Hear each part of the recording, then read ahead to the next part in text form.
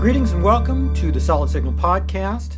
I'm your host, Stuart, and even though I had a different podcast plan for today, I want to share some of my experiences this past weekend because when something makes me angry, it just comes out of every pore, and it's very hard for me to keep myself focused until I get all that negativity out of my system. So over the weekend, one of my less computer literate friends got a message on the screen that said, your computer has been infected, call this number immediately. And so my friend did, and the voice on the other line wanted to charge well over $300 to restore functionality to this computer. As it turns out, I was able to do that just by rebooting the computer, which ran an automatic base level scan of Windows Defender and got rid of the exploit, and most likely there was no problem. But I gotta tell you, the people who do this are the lowest form of life. I thought that the people from that Windows technical department, where they call you and they say, this is Windows technical department, we've detected problems on your computer. I thought that they were the lowest form of life, but come on, to actually try to ransom your computer and make you pay to get it back is about as low as you're going to get. And I have no idea how you would fight against these people, except for, we have to do it. I think back, I read a lot of books, and I think back to the time in the mid-19th century when you really weren't safe traveling that far away from your house. There were always people who were on the roads just waiting to take advantage of you, steal your money, drug you, whatever. And, we don't have that today, for the most part.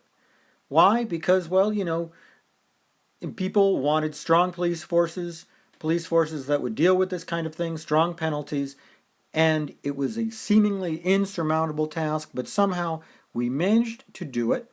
For the most part, if you are traveling somewhere in the United States, you can feel comfortable stopping at a travel stop on any highway or in any major small town downtown, and you're not going to get taken advantage of. How can we do that with the internet? I wish I knew. I really do wish I knew, because if I knew, I would obviously be a very, very wealthy person, because this is something that we need, and something we need just imminently. The idea that some piece of software is going to take control of your computer and not let you have it back is ridiculous. Now, it's based on some of the leftover stuff from when the internet was new in the 1990s, and nobody really thought about this stuff, and so there were ways to let your computer automatically do certain things, update itself or display certain information. And later on, there were people who discovered that it was very possible to take advantage of this, to simply take control of your computer for their whatever purpose they want. And one by one, these kinds of things have been whittled away. I think that getting rid of Flash is going to be a big improvement. Getting rid of JavaScript is going to be another big improvement, but that's probably going to be another couple of years down the line. And yet I am worried that the people who do this stuff are just going to keep doing it over and over and over again. And, it's going to be very, very hard for the law to stay one step ahead. I got to tell you, it just makes me angry. It makes me angry, and it should make you angry too, because there is no reason for it. You should be able to browse safely, open emails safely, and you can't. The truth is you can't. It's better if you have a phone, specifically if you have an Apple product, although Android products are a lot more secure than they used to be. It's better if you have a phone or tablet than a PC, but still, that's not good enough. PCs shouldn't have to be inherently insecure.